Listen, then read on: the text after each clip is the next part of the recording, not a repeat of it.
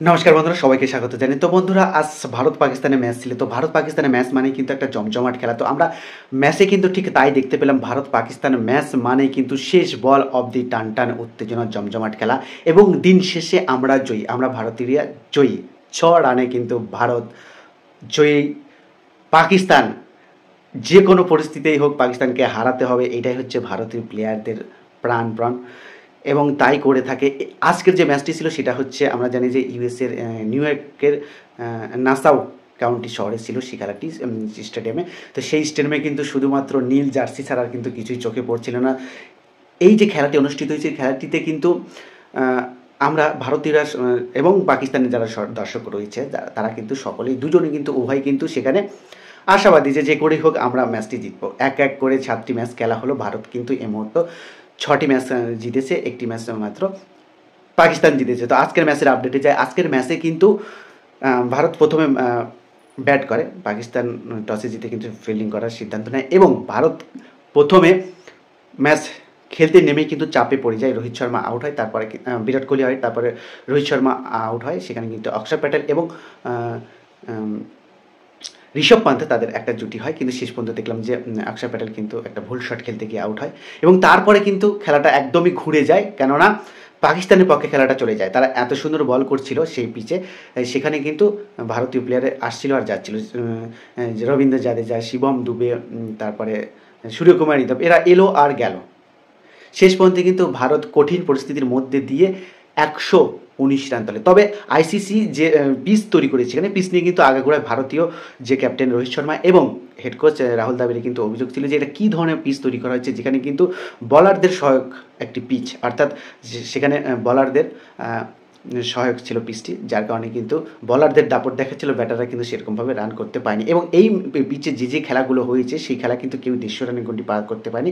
প্রথম ম্যাচটিতে কিন্তু ভারত, অর্থাৎ ওয়ার্ম আপ ম্যাচ যে বাংলাদেশের সঙ্গে ছিল, সেখানে কিন্তু একমাত্র 182 রান করেছিল। বাদ বাকি কিন্তু কোনো খেলায় কিন্তু 140-এর উপরে রান করতে পারেনি। তো সেটাই হলো, যেহেতু বলার পিচ, যার কারণে কিন্তু রান কম হলো 119 রান। তো 119 রান দেখে কিন্তু সবাই ভাবছিল যে ভারত তো হারছে, এটা পাকিস্তান মাত্র কত হাইস্ট 12 থেকে 14 ওভার খেলবে, ম্যাচ বের করে নেবে।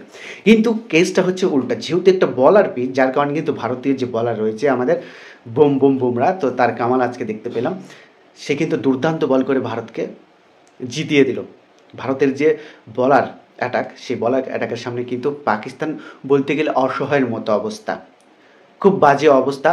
যেহেতু পিচটাই এরকম বলিং পিচ, যার কারণে কিন্তু সেখানে ভারতীয় বলাররা দাপট দেখিয়েছে এবং যে পাকিস্তানের ব্যাটাররা তারা কিন্তু সেখানে অসহায়ভাবে আত্মসমর্পণ করে শেষ মুহূর্তে ম্যাচটি হেরে গেল ভারতীয়দের কাছে। তো এটাই স্বাভাবিক। ভারতীয় বলারদের কাছে কিন্তু পাকিস্তান কেন, বিশ্বের কোনো এই মুহূর্তে দলই কিন্তু টিকা সম্ভব না। তার মধ্যে ওই ধরনের পিচ যেখানে জসপ্রীত বুমরার স্পিড, গতি, বল। তো পাকিস্তানের ব্যাটিং কিন্তু খুবই জঘন্য, কেননা এর আগের যে ম্যাচটি, তারা এর আগের ম্যাচটি ইউএসের সঙ্গে কিন্তু হেরেছে। ইউএসএ একটি নতুন দল, এবারে প্রথম বিশ্বকাপ খেলছে। প্রথম বিশ্বকাপে কিন্তু বিশ্বকাপ জয়ী দল পাকিস্তানকে হারিয়ে দিয়েছে, তা আবার ছোপার ওভারে খেয়ে হারিয়ে দিয়েছে। তো সেখানে দাঁড়িয়ে তাদের ব্যাটিং কিন্তু একটু নড়বড়ে, যেটা বলাই হচ্ছিল আগের ম্যাচ থেকে। তো এবারেও তাই হলো, এই ম্যাচটিও তাই হলো, তার মধ্যে ব্যাটিং মিস। আর এই মাঠে কিন্তু ভারতের দুটো ম্যাচ খেলার অভিজ্ঞতা রয়েছে, একটা বাংলাদেশের সঙ্গে খেললো এবং একটা আয়ারল্যান্ডের সঙ্গে খেলেছিল, যার কারণে কিন্তু তাদের অভিজ্ঞতা ছিল। আর পাকিস্তান কিন্তু এই মাঠে প্রথম খেললো, নাসাউ কাউন্টি যে স্টেডিয়াম, যার কারণে কিন্তু তাদের অভিজ্ঞতা ছিল না এবং তাদের মধ্যে যে প্লেয়ারগুলো রয়েছে তারাও একটু ভারতের সঙ্গে খেলার অভিজ্ঞতা নেই। ভারতীয় যে বলার রয়েছে তারাও কিন্তু সেই রকমই অবস্থায়, তবুও কয়েকজন সিনিয়র যে প্লেয়ার ছিল তাদের খেলার অভিজ্ঞতা ছিল। তো খেলার অভিজ্ঞতা থাকলেও কিন্তু রোহিত শর্মা এবং বিরাট কোহলি তারা কিন্তু তেমন কিছুই করতে পারেনি এবং হার্দিক পান্ডিয়াও কিন্তু। তো যাই হোক, শেষ মুহূর্তে এসে কিন্তু পাকিস্তান 6 রানে হেরে গেল, ভারত 6 রানে জিতে গেল।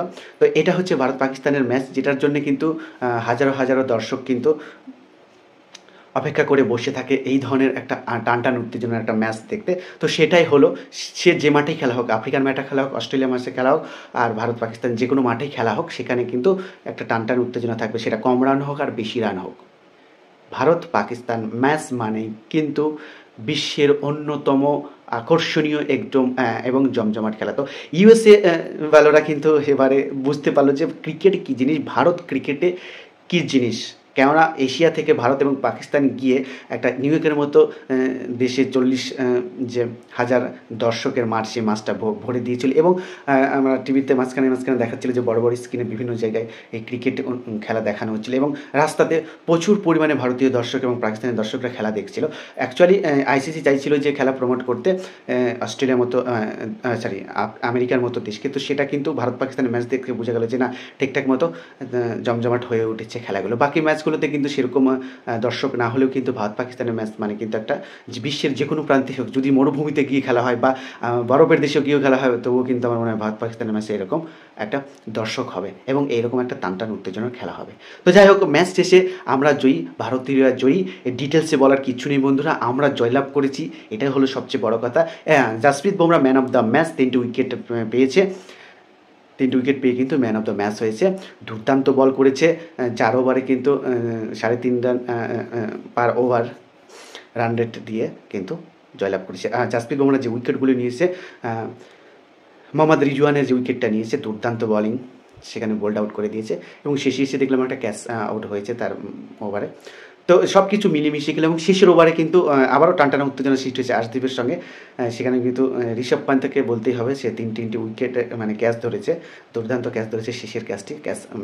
তো যাই হোক, সব কিছু মিলিয়ে মিশে কিন্তু ভারত জয়লাভ করেছে এবং ভারত গ্রুপ পর্বের কিন্তু খেলাতে দু ম্যাচে জিতে কিন্তু গ্রুপ পর্বের শীর্ষে অবস্থান করছে। তারপরে ইউএসএ রয়েছে। যাই হোক, দিন শেষে ভারত জয়ী এবং সামনের যে ম্যাচটি রয়েছে ঠিক এই মাঠে খেলা হবে ইউএসএর বিরুদ্ধে। তো 12 জুন সেই খেলাটি রয়েছে, সেই খেলাটিরও আমি আপডেট দিব। তো আজকের মতো এ পর্যন্তই। অবশেষে আমরা জয়ী বন্ধুরা পাকিস্তানকে হারিয়েছি, এর চেয়ে বড় আনন্দের আর কিছু হতে পারে না। আমরা মনে করো ওয়ার্ল্ড কাপ জিতে নিয়েছি, তবে আমাদের পাকিস্তানকে হারানোই একমাত্র লক্ষ্য নয়। যেহেতু আমরা অনেকদিন ধরে আইসিসি ট্রফি জিততে পারছি না, তাই জন্য কিন্তু আমাদের একটা লক্ষ্য, সেটা হচ্ছে আইসিসি ট্রফি জেতা। তো যাই হোক, আমরা নকআউট পর্বে যাব এবং প্রত্যেকটা ম্যাচ জিতে আইসিসি ট্রফি জিতব।